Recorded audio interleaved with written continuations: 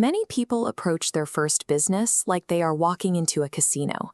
They assume success requires taking their entire life savings, tying it to one flawless idea, and finding perfectly trustworthy people to help them execute it.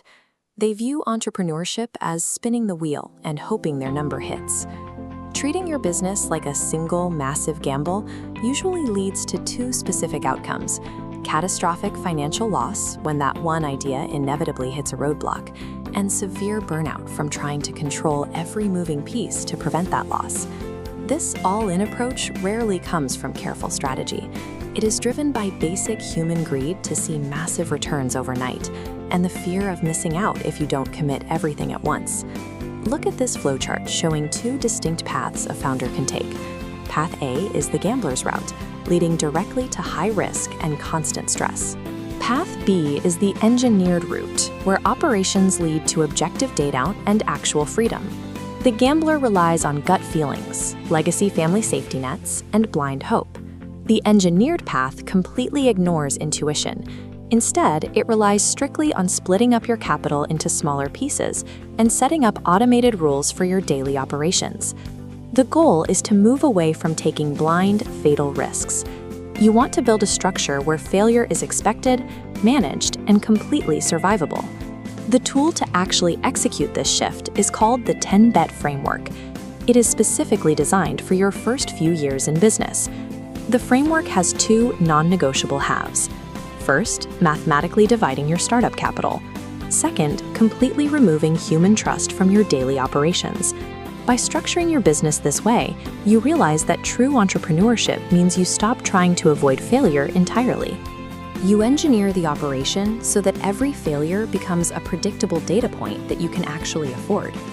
The first major decision you face is balancing your desire for financial safety against your need for operational autonomy. If you join an existing family business, you get immediate financial stability. The bills are paid. But in exchange, you are required to follow a rigid set of pre-existing legacy rules established by whoever built the company. The cost of that stability is your own learning curve. You cannot test new ideas or make mistakes because the older generation will step in and stop you to protect the current revenue. You miss out on understanding how the modern market actually works. On the opposite end, there is the solo startup, where you go completely independent. Putting 100% of your starting capital into a single idea creates a lot of emotional conviction, but mathematically, it acts as a fatal gamble. If that single idea fails, and early ideas usually do, you are completely wiped out. You lose the capital, and more importantly, you lose the capacity to try a second time. This chart shows the engineered alternative.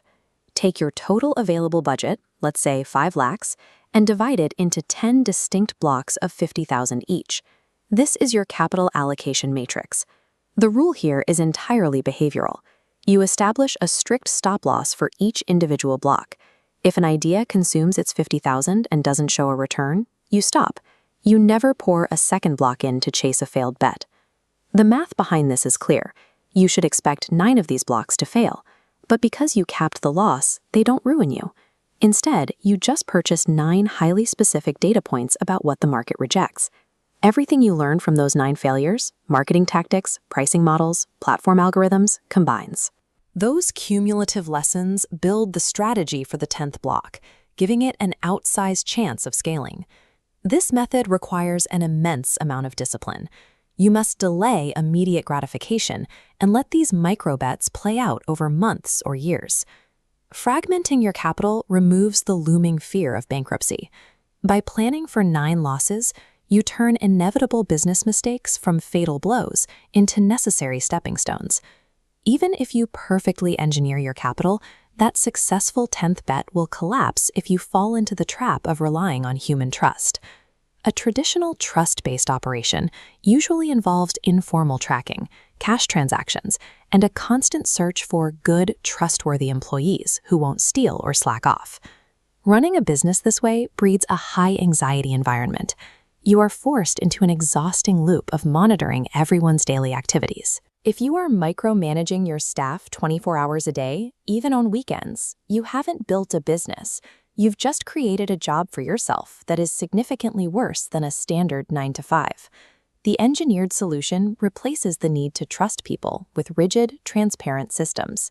This means moving everything through formal, traceable banking channels, where manipulation is physically impossible. Instead of hoping for good behavior, we look at this structural alternative, the 4-quadrant scorecard. The first half requires you to explicitly define roles and responsibilities before you ever hire someone. The employee needs to know the exact metrics that define their success, on paper. The second half removes emotion. You create a mutually agreed-upon matrix of rewards, like precise monetary bonuses for overtime, and punishments, like specific salary deductions for being late. The trade-off here falls on you. Building this scorecard demands difficult, unglamorous planning up front. You lose the ability to simply blame a bad employee later, because a failure in execution means your instructions weren't clear. When you define exactly what happens when rules are broken or exceeded, employees manage their own behavior. Trust is removed from the equation entirely, giving you actual operational freedom. Let's test these financial and operational frameworks against 3 real-world scenarios to see exactly how you should move forward. This chart maps out the profiles. Look at the next-gen founder deciding between the family legacy and independence. If your primary goal is absolute safety, stay in the family business. But if you want to build actual competency, ask your family for a small fraction of capital, step entirely outside their legacy rules, and go fail independently. Row 2 is the bootstrapper working with limited cash. You need to stop looking for that one single perfect idea. Take whatever cash you have, cap your downside mathematically by dividing it by 10, and start testing your assumptions in the market immediately. Row 3 is the stressed operator, currently trapped in a cycle of micromanagement and exhaustion. You have to stop blaming your employees for the chaos. If one person making a mistake can ruin your daily operations, the underlying system is what actually needs fixing. By formalizing your operations and defining exact penalties and bonuses, you let the system do the work. The structure itself will automatically filter out people who don't fit the culture. A resilient, scalable business isn't built on a perfect launch or unshakable trust. It is built entirely on your ability to survive your own bad ideas and systematically extract human volatility from your daily operations.